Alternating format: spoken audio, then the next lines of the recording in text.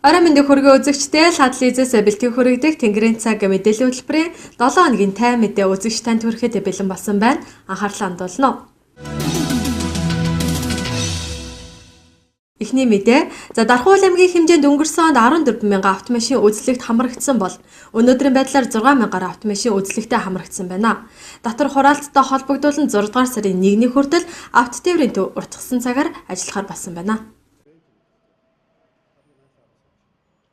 Тээврийн хэрэгслийн бүр бүтэн байдлыг хангах нь жолооч бүрийн үүрэг. Харин үүнийг баталгаажуулахын тулд жилийн турш авто тээврийн техникийн үзлэг хийгддэг. Манай аймгийн тухайд энэ жил техникийн онцлог өнгөрсөн 1-р сараас эхэлсэн. Өнгөрсөн жилийн хамрагдсан судалгаанаас үзэхэд энэ жил 14-өөс 15 мянган автомашин хамрагдах төлөвтэй.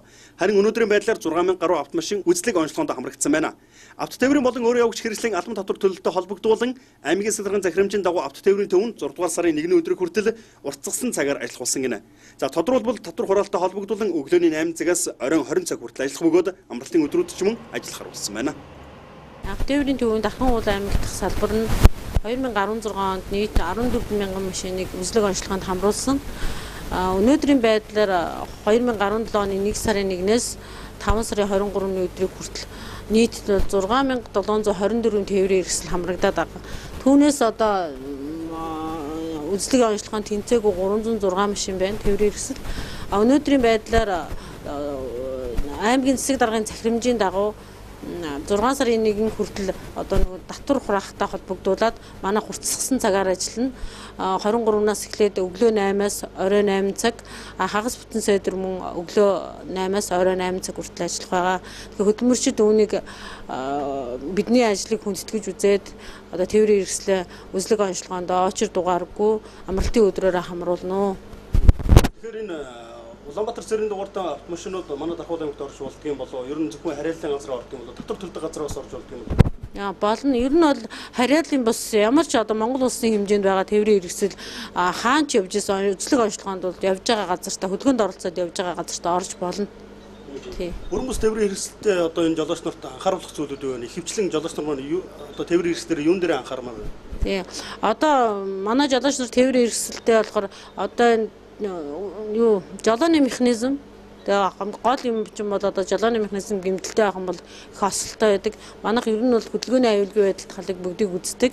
Тэгэхээр багажаар үздэг учраас ирж одоо хураамжаа төлөөд тэрэндээ таарсан үйлчлэгээ аваад хөдөлгөөндөө соёлтой оролцвол одоо өөрийнх нь одоо аюулгүй байдалд хэрэгтэй л гэж үзэж байна л да. Үн тариф бол энэ жил 1 сарын 17-оноос эхлээд засгийн газрын тогтоолтой тэгээд 2 дахин нэмэгдсэн байгаа. Суудлын машин 22,000, гачааны машин 33,000 гихвчлэн. Тэгээ тэр нь манай дээр бол бүгд самбар дээр одоо нээлттэй байгаа. Ер нь бол үзлэг онцлогооны газар маань бүтэн жил ажиллаж байгаа учраас байнгын ажиллагаатай.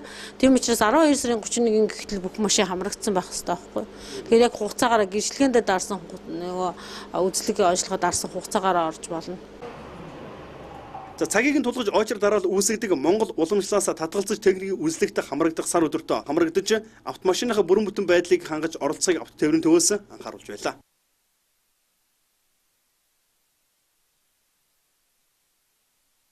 Дараагийн мэдээллийг хүргэж байна. Замын хөдөлгөөний соёл болон түүнд хэрхэн оролцох талаар эрүүл мэндийн газраас бага ангийн сурагчдад сургалт мэдээллийг зохион байгууллаа. 2 дахь удаага зохион байгуулагдсан тус сургалт энэ 7 хоногт од зохицолбор сургуулийн бага ангийн сурагчдын дунд зохион явагдсан юм а.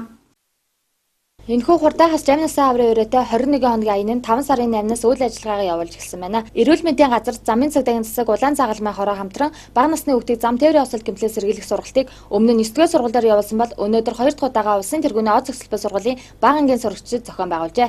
2014-өөс 2016 оны судалгаагаар 2014 онд 10, 2015 онд 7, 2016 онд 17 хүүхэд зам тээврийн осолд өртөн амь насаа алдсан судалгаа байна. Зам тээврийн осолд өртөн амь насаа алдсан хүүхдийн тоо буурах гүйцэж байгаатай холбогдуулан энэ айныг зохион байгуулж байгаа гэлээ. Өнөөдрийн зохиож байгаа үйл ажиллагаа маань бага насны хүүхдүүд зам тээврт одоо осолд их өртөөд байдаг. Ялангуяа манай Дархан аймаг маань зам тээврийн ослоор насарсан хүүхдийн тоо маань их байгаад байгаа. Тийм учраас зам тээврийн ослоос бага насны хүүхдийг хамгаалах зорилготойгоор өнөөдөр үйл ажиллагааг явуулж байгаа. Зам тээврийн одоо нөгөө дүрмтэй гарцаар хэрхэн зам хөндлөн гарах уу, зам хөндлөн гарахдаа ямар зөвөрм зүйлийг анхаарах уу гэдэг зүйл мэдлэгтэй болсноор зам хөндлөн гарах зам ослоос болохоор өөрсдийгөө хамгаалах тийм үйл ажиллагаа явуулж байгаа. Хурдан хас жаймнаас аврын өрөөнд ор эрүүл мэндийн газар замын цагдаагийн тасаг хамтран зам тээврийн ослоос хэрхэн сэргийлэх талаар жолооч нарт болон ард иргэдэд сургалт явуулсан байна. Дархан уулын аймагт зам тээврийн осолд өртөнөөс барсан хүүхдийн тоо их байгаа учраас бага насны хүүхдийг зам тээврийн осолд гэмтлээс хамгаалах зорилготойгоор өнөөдрийн сургалт зохион байгуулагдаж байгаа юм. Гарцаар хэрхэн гарах, зам хөндлөн гарахдаа ямар дүрм журмыг анхаарах талаар мэдлэгтэй болсон хүүхэд багчууд зам тээврийн ослоос өөрийгөө хамгаалж чадах нь тус болгож чиглэгдэж байгааг онцлолоо.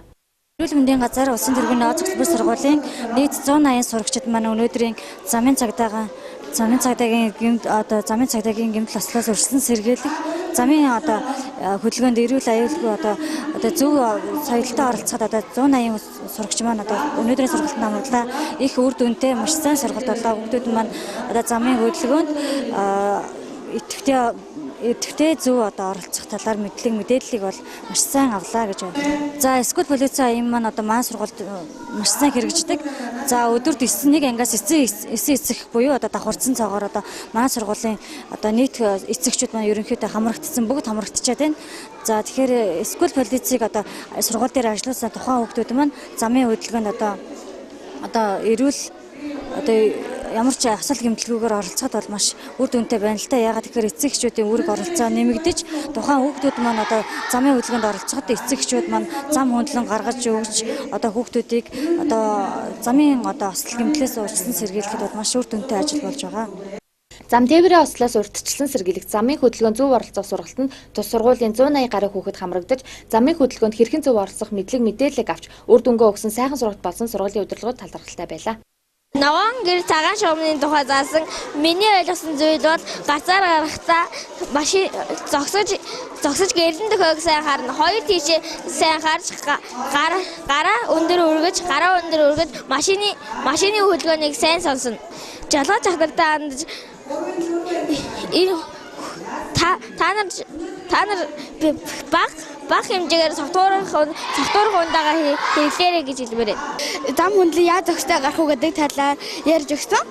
Зам гартаа ер нь зам хөндлөн гарахдаа гарцыг заавал харж золооч нэрийг бүрэн зогссон байна уу, гэрлэн дахиад бүрэн ассан байна уу гэдгийг харах ёстой.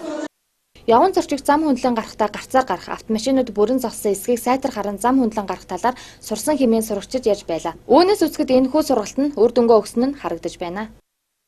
Мэдээллийн хөтөлбөрийг сонгон үзэж байгаа үзэгчдээ баярлалаа. Дараагийн мэдээлэл хүргэж байна. Дархан уулын аймгийн засаг даргын 2017-оос 2020 оны үйл ажиллагааны хөтөлбөрийг хэрэгжүүлэх арга хэмжээний төлөвлөгөөнд шарилжгүй дархан дэд хөтөлбөрийг хэрэгжүүлэхээр тусгасан байдаг. За өнгөрсөн 2 жилийн хугацаанд аян хэлбэрээр зохион байгуулагдж байсан бол ийхүү хөтөлбөр болгон өргөгдсөн юм а. Дархан уулын аймгийн засаг даргын 2017-оос 2020 оны үйл ажиллагааны хөтөлбөрийг хэрэгжүүлэх арга хэмжээ төлөвлөгөөнд шарилжгүй дархан дэд хөтөлбөрийг хэрэгжүүлэхээр тусгасан. За энэ хүрээнд шарилжгүй дархан дэд хөтөлбөрийг өнөөдрөөс хэрэгжүүлж эхэллээ. Нийтийн эзэмшлийн гудамж, талбай хог ургамалтай тэмцэх, хүрээлэн буй орчныг сайжруулах, ургамлын тоосчлолтоос үүсч байгаа харшлын өвчнийг бууруулах зорилготойгоор 4 зорилтыг дэвшүүлэн энэхүү дэд хөтөлбөр хэрэгжиж эхэллээ. Тэгэхээр 2015 оноос эхлүүлсэн шарилжгүй дархан аян энэ жил үргэлжилж байна. Тэгээ энэ сарын 5 дугаар сарын 25-ны өнөөдрөөс эхлээд аяныг үргэлжүүлж байна. Ер нь бол шарилж болвол Дархан уулын аймгийн Дархан хотын хэмжээнд олон улсын асуудал болоод байгаа.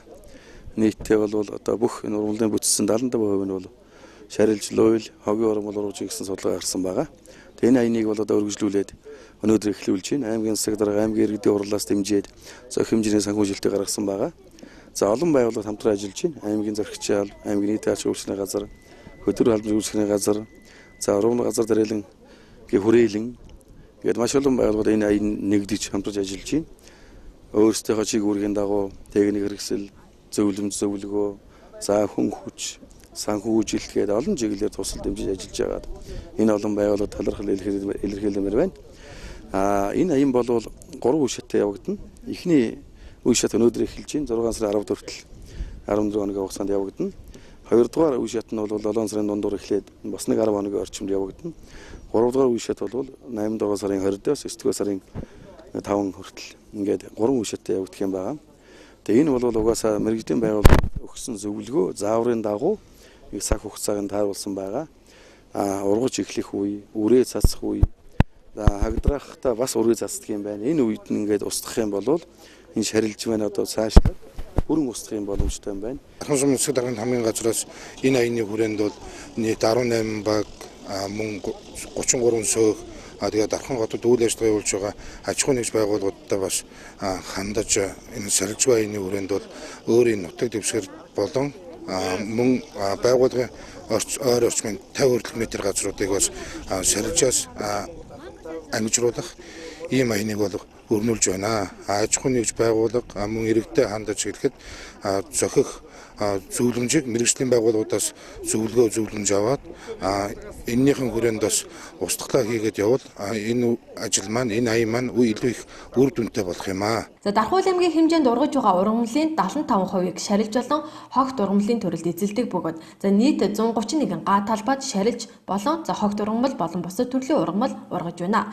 2015 онд аймгийн эрүүл мэндийн 2 дугаар төвтэй хамтран хийсэн судалгаагаар нийт хүн амын 62.5% нь шарилж ургамлын тоос болон за амьсгалын замын ургамлын гаралтай харшилтай гэсэн тоо үзүүлэлт гарсан байна. За 2015 оноос шарилжгүй дархан аяныг төр болон хувийн эвшлийн түншлэлийн хүрээнд за Дархуул аймгийн төрийн бус байгууллага аж ахуй нэгж иргэдэг оролцуулж аяныг 3 үе шаттай зохион байгуулж за үүний хүрээнд 20,930 м2 ургамлыг устгасан байдаг. За мөн 158.1 м3 хог шарилжийг тус цэвэрлэн ачуулсан бол за энэ удаад зулгаах болон шатаахгүйгээр тусгай зориултын байдлаар ашиглан шарилжны устгалыг хийхээр боллоо. Сонгуульж байгаа үзэгчдээ баярлалаа. Дараагийн мэдээлэл хүргэж байна. За автомашинтай жолооч нарын өмнө тулгамдаад исэн нэг асуудал бол замын энхэл донхлын асуудал байсан. Тэгвэл энэ асуудал шийдэгдэж эхлээд байна. Жил бүр хийгддэг замын нөхөөсний ажил өнөө жил онцлогтойгоор хийгдэж байна. Учир нь замын нөхөөс хийх тендер зарлан гүйцэтгэгчийг шалгаруулан ажиллаа эхэлдэг байсан бол за өнгөрсөн жил буюу иргэдийн төлөөлөгчдийн хурлын тэргүүлэгчдийн 94 дугаар тогтоолоор үүсгэн байгуулагдсан за Дархан орон нутгийн зам тээврийн газар замын нөхөөсний ажлыг хийж эхэлсэн байна. Дархуул аймгийн хэмжээнд 2017 онд 3200 м2 төв замын нөхөөс болон одоо орон сууцны хороолт татах нөхөөсүүдийг хийн. Энэ жилийн онцлог болохоор бид нар бол урд нь жил болгон 80 сая төгрөгийг бол гаргаад тэгээд 1600 м2-ийг одоо тендерээр шалгуулад нөхөддөг байсан бол 2017 онд бид нар орон нутгийн одоо Дархан зам тээвэр гэсэн компани орон нутгийн өмчит компани байгуулад энэ мэн болохоор зэрэг тоног төхөөрөмж одоо авч өгөөд эдгээр өөрсдийнхөө хүчээр бол одоо ингээд 3200 м2-ийг одоо нөхөхөөр ингээд тооцоод одоо ажиллаа эхлээд явж байна. Энэ болохоор зэрэг өнөөдрийн байдлаар бол энэ 380 уулзраас ихсэн ажил байгаа. Ингээд энэ мэн болохоор зэрэг 10 хоногийн дотор одоо энэ 3200 м2-тай ерөнхийдөө бол бүх нөхөөсүүдийг бол хийж дуусгана. За өчигдрөөс ахуулаад энэ консулын уулзуураас ДБС-ийн уулзуур хүртэлх замыг өнөөдөр засаад дуусч байна. Нийтдээ энэ одоо нэг 6 тонн орчим асфальт орлоо. 3 замын ажилчин, 1 замын инженертэй ингээд 4 хүн энэ дээр ажиллаж байгаа. Манай тоног төхөөрөмж бол энэ өнгөрсөн хавар аймгийн хөрөнгө оруулалтаар авч өгсөн 43 сая төгрөгийн тоног төхөөрөмж байна. Бүрэн ашиглагдчих байна. Дээр нь манайх зам халаагч хийсэн байгаа. Тэрүүгээрээ бас давхар ашиглаж ингээд явж байна. Энэ өнөөдөр яг хийх ёстой ажлынхаа бол энэ нэлээд бага хувь байгаа л да. Мэдээж өнөөдөр өчигдөр эхэлсэн гэхдээ тийм ээ. Гэхдээ энэ 6 сарын 30-ны дотор хийх ёстой 3300 м2 та хийж дуусгана л гэсэн төлөвлөлт явж байна. За энэ жил нийтдээ төв замын 3300 м2 талбайд авто замын нөхөөсөө хийх бөгөөд эх сарын дундуур уг ажил дуусах юм аа. За өмнө нь тендер зарлаж цаг хугацаа алдаа иргэдэг бухимдуулдаг байсан бол энэ жилээс эхлэн энэ асуудал ард хоцорч байгаа юм аа. Гайгуул болж байгаа шүү дээ. Бид урдныхаас зүгээр л энэ бол болж төлсөн шүү дээ. Энэ бол боломж бич шүү дээ. Өмнө нь яг явах дэрний юу л одоо гоё янзлаад гоё болж шүү дээ. Цаашдаа янзлаад зүгээр тусаад. Ер нь бол сайн л л да. Машины дангийн эвдрэн тэгэл асуудалтай шүү дээ. Зам засрын ажил юу ямар хөө явагдаж ингэж та бодож байна? Таар байна уу? Таар байна. Одоо яг таны урд хийгдээд байж шүү дээ. Замын нөхөсний ажил хийгдэж шүү дээ. Одоо тэгэл энэ дэгүүр зөндөө нөхөсөд байгаа шүү дээ. Нөхөж байгаа юм бол нөхсөн юм бол ер нь байхгүй байгаа шүү дээ. За тэгээ хоёр нөх бүглэгдсэн байна. Тэгэл ерөөс нөхөө сүлж ийн гэдэг нэг уртлынхаа машинтай өргөлчих гэсэн асуудлууд болсон байгаа шүү дээ. Орон нутгийн төсөөс 43 сая төгрөгөөр дархан орон нутгийн зам тээврийн газарт автозамын засварт шаардлагатай 2 автомашин тоног төхөөрөмжийг авч хүлээлгөө өгсөн. Ингэснээр тус газар өөрсдийн тоног төхөөрөмжөө ашиглан замын нөхөөсний ажлыг өнөөдрөөс эхлүүлж байна. Уг ажил эх сарын дундуур дуусах юм а. Үзэгч та бүхэндээ дараагийн мэдээллийг хүргэж байна. За дархан сумын сум хөгжүүлэх сангийн хөнгөлөлттэй зээлд хамрагдахаар нийтдээ 83 иргэн хуулийн этгээд төсөл ирүүлсэн. Сум хөгжүүлэх сангийн журамт заасан нөхцөл шаардлагыг бүрэн хангасан 12 аж ахуй нэгж 19 иргэнд нийтдээ 303.5 сая төгрөгийг олгохоор баталж, за энэ 7 хоногт дархан сумын засаг дарга зээлийн гэрээ байгуулсан билээ. За зээлийн гэрээг байгуулахад иргэд нотротын үйлчлэгийг авах гэж явдал чирэгдэл болдог байсан бол энэ удаа уг үйлчлэгийг дархан сумын засаг даргын тамгын газарт төр ажиллуулснаар иргэдийн цаг зав унааны зардлыг хэмнэж, за төрийн үйлчлэгийг түргэн шуурхай авах нөхцөлийг бүрдүүлэн ажиллаж байна. Сум хөгжүүлэх сангаас иргэнд 8, аж ахуй нэгжид 15 хүртэлх сая төгрөгийн хөнгөлөлттэй зээлийг жилийн 3% хүүтэй 3 жилийн хугацаатай олгосон юм. 11-аас 16 оны хооронд бол 2.2 тэрбум төгрөгийг нийт 330 төсөлд одоо олгосон. За 330 төслөөс 180 хэрэгжиж дууссан, 150 нь одоо хэрэгжиж байгаа ийм төсөл хөтөлбөр байгаа. За энэ жилийн тухайд бол хэд хэдэн өөрчлөлт орсон. Тухайлбал одоо өнгөрсөн цаг хугацааны нийт одоо 330 төслийг харахад бол дийлэнх хувь нь оюмн шилжмэл үйлдвэрлэл, за газар тариалан зарцуулагдсан байсан. Тэгэхээр бид нар бол энэ байдлыг халж иргэдийн хурлаас шийдвэр гаргасан. Энэ шийдвэр нь бол гэр оролын аслагдсан гэр оролын ахуй үйлчлэгийн үйлчлэгээ, за мөн одоо шинэ техник технологиг нэвтрүүлэх ийм үйлчлэгэнд гол төлөв анхаарал хандуулъя гэдэг дээр чиглэсэн. Энэ ч утгаараа бол өнөөдрийн энэ батлагдсан 31 төслийн тодорхой хувийг бол гэр орол, ялангуяа энэ 15 дугаар баг ширээ нөр өгөх хороолд бол ахуй үйлчлэгийн үйлчлэгээ явуулж байгаа аж ахуй нэгж байгууллагын төсөл одоо батлагдсанараа их онцлогоо гэж одоо хэлж болно. Тэгээд иргэд маань бол зээлээ цаг хугацаанд нь төлөөд буцаад одоо энэ сан бүрдэх юм бол бид нар дараагийн иргэдэд нь бол зээлийг олох боломж нь бүрднэ гэдгийг ойлгох хэрэгтэй. За өнөөдрийн энэ шалгарсан төслүүд бол 23-ны бүрэлдэхүүнтэй байгуулагдсан ажлын хэсгээр нэг бүрчлэн төсөл болгонтой танилцагдаж, за тэгээд энэ газар дээр нь хурал хийж өнөөдрийн нэгдсэн шийдвэр гарч байгаа. Тэгэхээр ямар нэг энэ төсөл сонгон шалгуулалттай холбоотой бол өнөөдрийн хувьд бол одоо гомд санал ирсэн бай алга. Ер нь бол ирэхгүй гэж би одоо хувьдаа итгэлтэй байна. Яг тэгэхээр жил ирэх тусам бол энэ сонгон шалгуулалтыг бол илүү төгс боловсронгуй болгож иргэдийн бүх санал санаачлаг, за ил тод байдлыг бол хангах талаар нь бол илүү төлхөө анхаарал хандуулж байгаараа энэ зээлийн сонгон шалгуулалт бол их ач холбогдолтой болж байна гэж одоо бид нар дүгнж байгаа. Тэгээд би энэ сум хөгжүүлэх сангийн төсөлд болохоор өсч нийтийн ахуй үйлчлэгийн алслагдсан гэр хороол гэдэг онцлогийг шалгаж оролцсон. Би өөрөө Дархан уул аймгийн 15 дугаар багт амьдардаг, тэнд үйл ажиллагаа явуулдаг. Тэгээд хамгийн их өнөөдөр хэрэгцээтэй байгаад бол алслагдсан гэр хороол ирж өсчин нэг газар өдөө байдаггүй. Тэгээд ард иргэдүүлэн өнөөдөр л айгүй их шаардлагатай байгаа. Тэгээд энэ төсөл би 15 сая төгрөгийн төсөл бичиж оролцсон. Энийг одоо энэ сумаас дэмжиж намайг шалгаруулсан л айгүй баяртай байна. Би одоо үйл ажиллагааныхаа чиглэлийн одоо бас өсчин солооныхоо суурийг тавьчаад байгаа. Тэгээд суурийг тавьчаад одоо энэ сан хөгжилтээр барьж дуусгаад 6 сарын дотор бол ерөөсөө үйл ажиллагаа эхэлчихэд бэлэн байгаа. Энэ чачрын төсөл болохоор зэрэг чачрын одоо юу вэ та? Иршил багтаа ургамал. Яг тэр зэрэг ерөөсөө юу вэ? Ичим дургамал биш. Ямар ч үг дургадаг. Тэрийгээр бас давуу талтай. Тэр нөө эко тийм чанмал сироп энэ төр хийдэг. Урд нь хийж содоос хийж байгаа. Тэрийгээр тэр үйлдвэрлэлээр хөгжүүлэх гэдэг төсөлд орсон. За төсөл сонгон шалгаруулах орон тооны бус зөвлөл ажлын 8 хэсэгт хуваагдсан ирсэн төсөл нэг бүрт баримт бичгийн бүрдүүлэлт шаардлага хангасан хэсгийг нэгтлэн төсөл ерөөсөө аж ахуй нэгж иргэдийн ажлын байранд очиж зээлийн судалгааг хийсэн юм а. Эцсийн шатны шалгаруулалтанд зээл хүсэгч биечлэн оролцож төслөө хамгаалсан. За өмнөх жилүүдэд барилгын үйлдвэрлэл, оёдол, хүнсний ногоо тариалт зэрэг төслүүдийг төлхөө ирүүлсэн бол за энэ жилийн хувьд иргэдийн бодит эрэлт хэрэгцээнд тулгуурлан тэргүүлэх чиглэлүүдийг баталсны дагуу аслагдсан гэр хорооллын багуудад халуун усны газар байгууллага, өсчин, гуталчин зэрэг ахуй үйлчлэгээ ажилуулах чиглэлээр ирсэн төсөл их байсан юм а.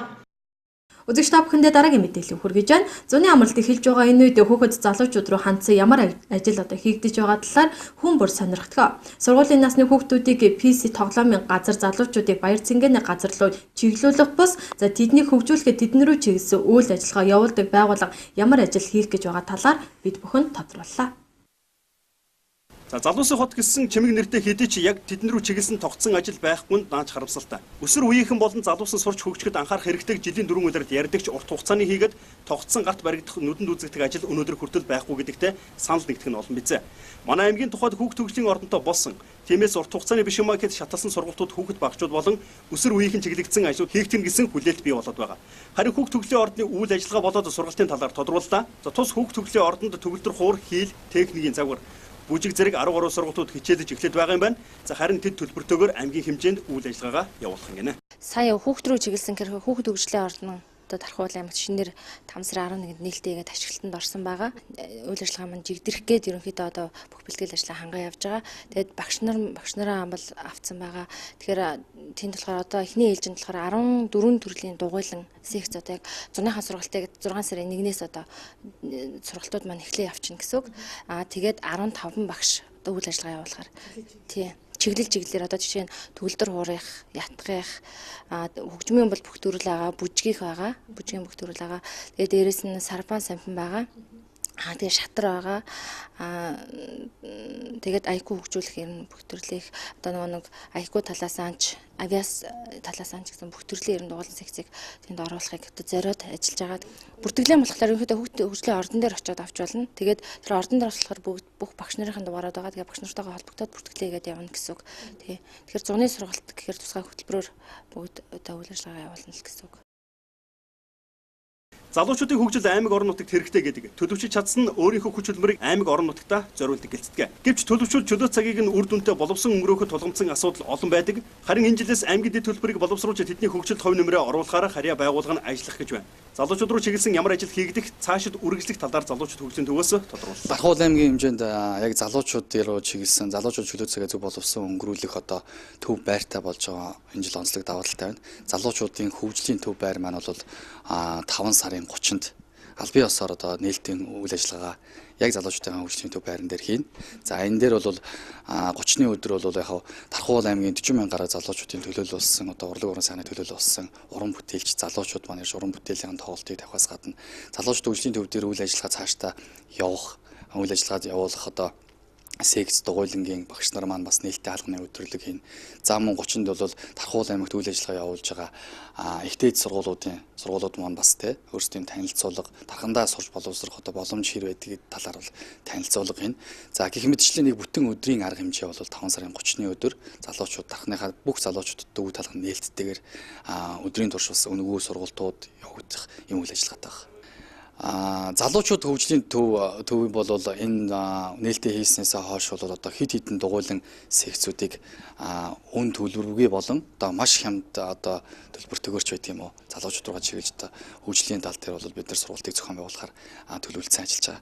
За энэ дээр жишээлх юм бол одоо хэлний чиглэлээр бол одоо сайн дураараа англи хэл, япон хэл, герман хэл, орос хэл, солонгос хэл гэх мэт хэлнүүдийг бол одоо заа гэсэн залуучууд байна.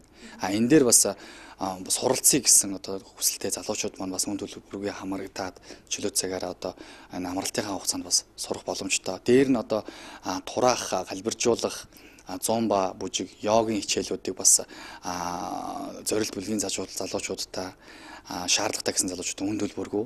За бүр яг үнэхээр хүсэж байгаа залуучуудтай бол маш бага төлбөртэйгээр одоо сургах. За дээр нь одоо саалса бачаата бүжиг бас үн төлбөргүй явагдаж байх. Дээр нь нэг шүр сувдан эдлэл болон ингээ бүх зүйлс одоо залуучуудын хүссэн одоо сургалтууд бол энэ залуучууд хөгжлийн төв дээрээ бол төвлөрж үйл ажиллагаа явуулах болно. За дээр нь номын аян зарлаж залуучуудыгаа бас номын аянд урайлж манай залуучууд маань өөрсдөө унших сонирхолтой унших хүсэж байгаа номнуудаа бас залуучууд хөгжлийн төв дээрээ ирж чөлөө цагаараа унших. За интернет орчинтой байгаа. Дээр нь бас чөлөө цагаараа одоо компьютерийн мэдлэгийг дээшлүүлэх тийм сургалтуудыг бас зохион байгуулахаар төлөвлөд ажиллаж байгаа. Тэгэхээр ерөнхийдөө бас дархныхаа залуучуудыг бас урайлж байна залуучуудын манай дархны 40 мянган гаруй залуучууд маань чөлөө цагаа өнгөрүүлэх байр савтаа боллоо. Та бүхэн маань бас энэчнээ ирж өөрсдийнхөө оролцоог хангаж энэ байраараа үйлчлүүлж энэ байрандаа бас өөрсдөө үйлчлээсэй гэж хүсэж байна. Нэг үе бодвол залуус өөрсдийгөө хөгжүүлэхийн тулд анги хамт олон найз нөхдөөрөө хамтран олон зүйлийг санаачлан хийдэг болсон. Харин үүнийг дэмжиж өгвөл тэдэнд түтгэц болох нь мэдээж ямар тач аймаг орон нутгийн зүгээс дээрх ажлуудыг хийж хэрэгжүүлэхээр болсон. Хөтөлбөр санаачлан өөрсдийн төлөө тодорхой ажлуудын эхлэлийг тавьж байгаа талархан идэвхтэй оролцох нь өсвөр үе залуучуудын үүрэг юм а. Мэдээлэл үйлдвэрийг сонгуульж байгаа үзэгчдээ баярлалаа. Дараагийн мэдээлэл хүргэж байна. Дархан аймгийн иргэдийн төлөөлөгчдийн хурлын дэрэгдэх иргэний танхим хууль эрх зүйн хэлтээс хамтран тээврийн хэрэгслийг зөөж шилжүүлэх, төр саатуулах, хашааж ажилуулах тухай аймгийн иргэдийн төлөөлөгчдийн хурлын тэргүүлэгчдийн тогтоолын төсөл иргэдийн саналыг тусгах сэдвийн дор нээлттэй хэлэлцүүлгийг зохион байгуулсан билээ.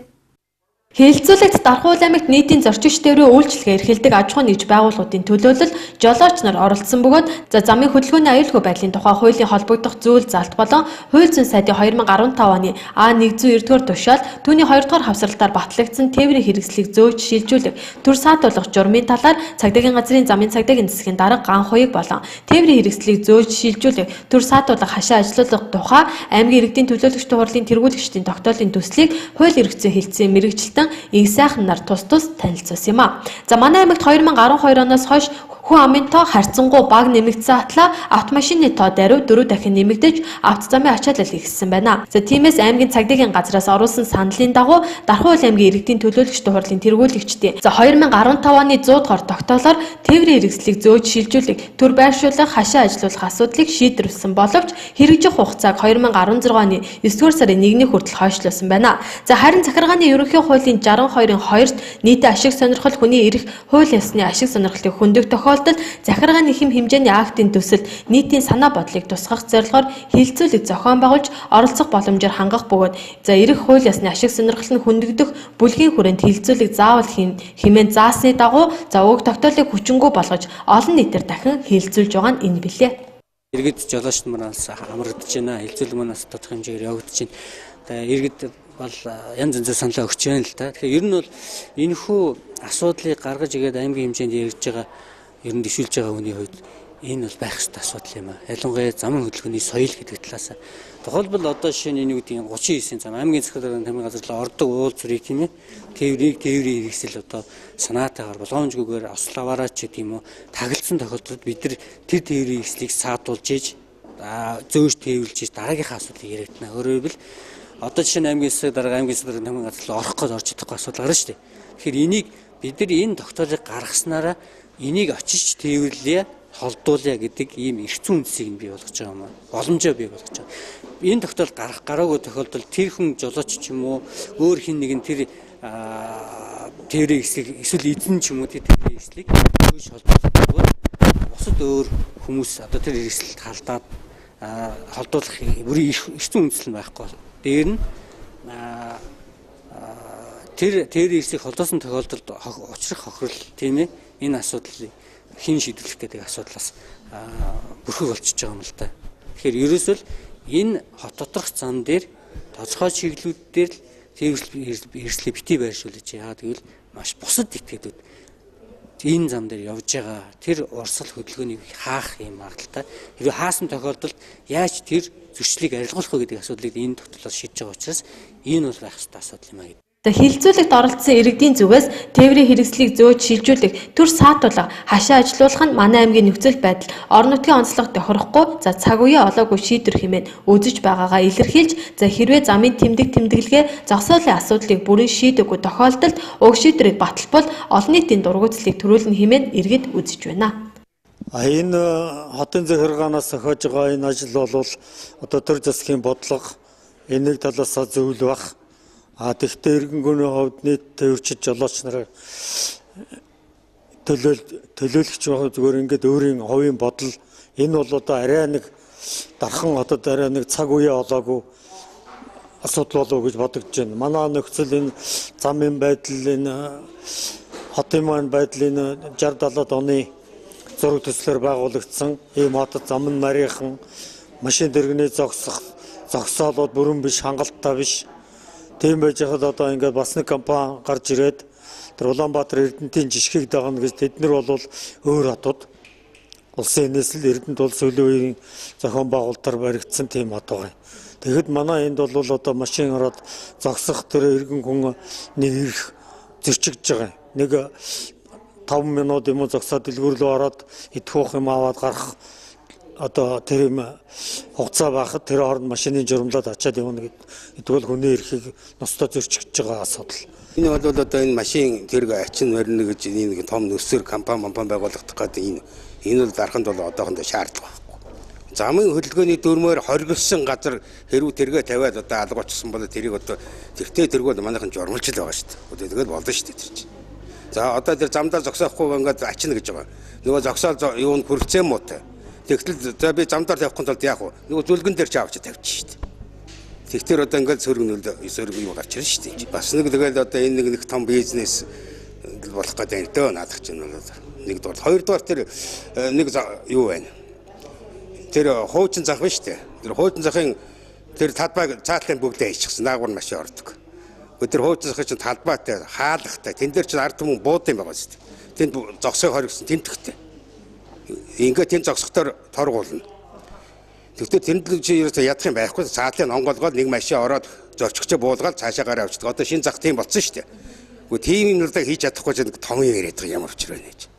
Түүнчлэн зарим хэсэг нь тээврийн хэрэгслийг зөөж шилжүүлэх, төр саатуулах хашаа ажилуулснаар Дархан аймгийн нийтийн тээврийн салбар зэгцэрч замын хөдөлгөөний аюулгүй байдлыг хангах, аюулгүй байдал сөргөөр нөлөөлж байгаа үйлдэлийг даслан зогсоох, хөдөлгөөнд оролцогчдын хэвийн аюулгүй зорчих нөхцөлийг бүрдүүлэх, жолооч нарын соёлтой оролцоог дээшлүүлэх үр дүнтэй ажил болно хэмээн зарим нэг иргэдэнд дэмжиж байсан юм а. Нэгсэндээ Улаанбаатар хотод одоо зам тээврийн юг гацаа зогсоолгүй газар зогссон машинуудыг бол ерөнхийдөө тийм үйлчлэг бол Дарханд бол хэрэгтэй л дээ. Эд одоо баярын үйл ажиллагаагаар бол нэлээх бас төвөгтэй байдаг. Тэр тал дээр бол дэмжиж байгаа гэж байна. Нөгөө талаас яг хөө тухайн зүйлийг үйл ажиллагааг явуулахдаа бол урдчилж бас сайн сануулдаг байх хэрэгтэй. Яг одоо цагт бол хотод бол сануулахгүйгээр л зүгээр ачаа явчихдаг шүү дээ. Ачаа явдаг болсон гэсэн нэгсэндээ орлого бизнесийн яваар ерөнхийдөө бол сайн анхааруулж ижил тэр зүйлийг альва үйл ажиллагааг хэлбэл бас их зүгээр юм болоо л гэж би өөрөө хувьд бодож байна. За мөн хилцүүлэгт оролцогчид ачиж тээвэрлэх 6 чиглэлийг эхний ээлжинд нэн эрсдэлтэй орчмыг хэсэгчлэн явуулах, торгуулийн үн тарифыг орон нутгийн онцлогт тохируулан тогтоох, ачиж тээвэрлэх үйлчлэгийг хувийн хвшлийн байгууллагаар бус харин замын цагдаагийн засаг хариуцсан гүйцэтгэх, за нэн тэргуунд зогсоолын асуудлыг шийдвэрлэх зэрэг саналуудыг иргэд тавьж ирсэн юм а. За эдгээр хүмүүсийн саналыг тээврийн хэрэгслийг зөөж шилжүүлэх, төр саатуулах, хашаа ажилуулах тухай аймгийн иргэдийн төлөөлөгчдийн хурлын тэргүүлэгчдийн тогтоолын төсөлд тусгаж дахин шинжилэн боловсруулах бөгөөд Улмаар аймгийн засаг даргын зөвлөл болон иргэдийн төлөөлөгчдийн хурлын тэргүүлэгчдийн хурлаар дахин хилцүүлэх юм а. За эцсийн шийдвэрийг аймгийн иргэдийн төлөөлөгчдийн хурлын тэргүүлэгчдийн хурлаас гаргах билээ. Өргөжлүүлээд үзэгч та бүхэндээ харилцагч байгууллагаас ирсэн мэдээллийг хүргэж байна. За Дархан хоттой амжилттай үйл ажиллагаагаа явуулж буй бэлэн хувцсны S outlet дэлгүүр нь 88 саятан тодруулах худалдаагаа эхлүүлсэн байна. Брендийн бараа бүтээгдэхүүн борлуулдаг S outlet дэлгүүр нь зуны ээлж тэмдэрлээ зарлаад байна.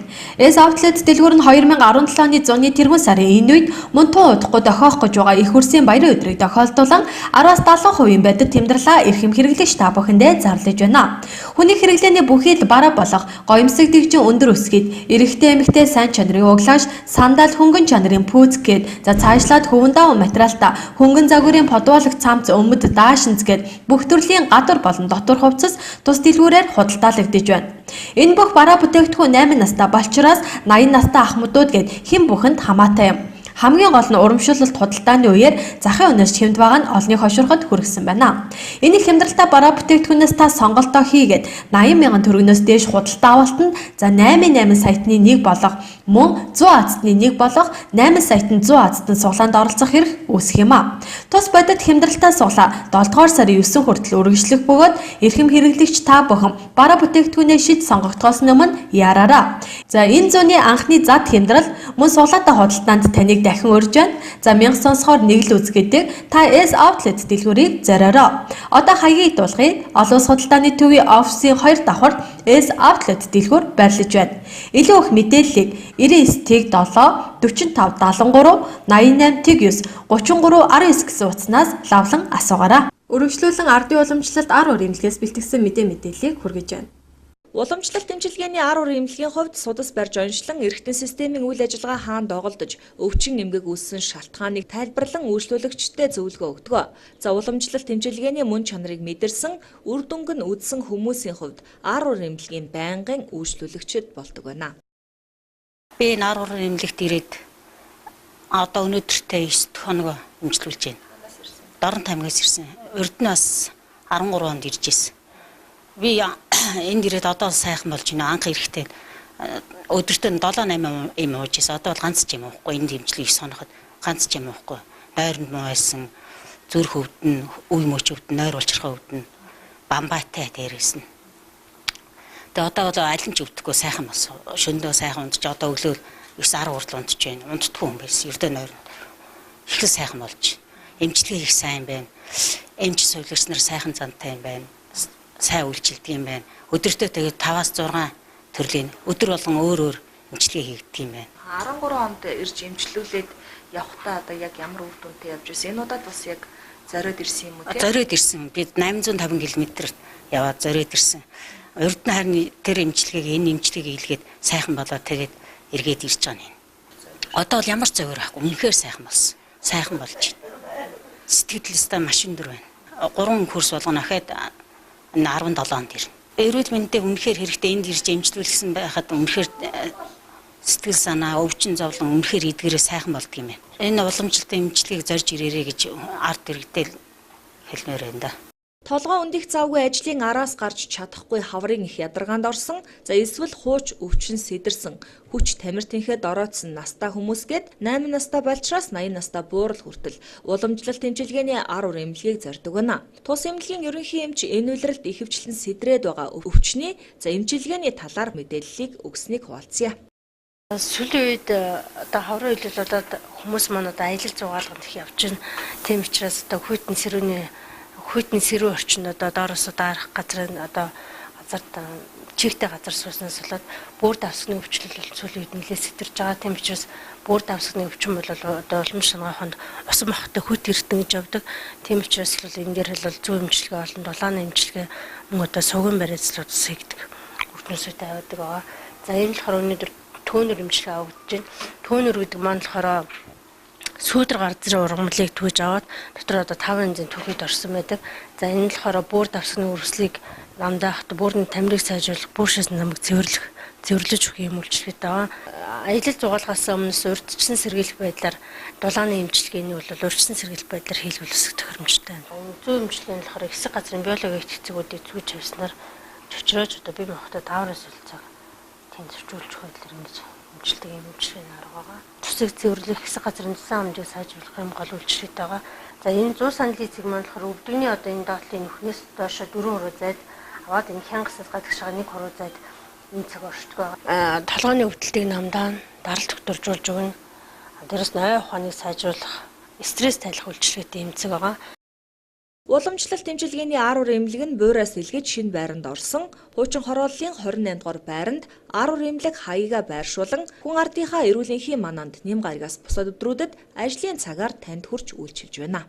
7 хоногийн тайм мэдээтэй хамтдаа үзэгч та бүхэндээ баярлалаа. Амралтын өдрийг ая тухтай сайхан өнгөрүүлээрэй. Шинэ 7 хоногт шинэлэг мэдээлэлтэй эргүү уулзтлаа. Баяртай үзэгчтэй.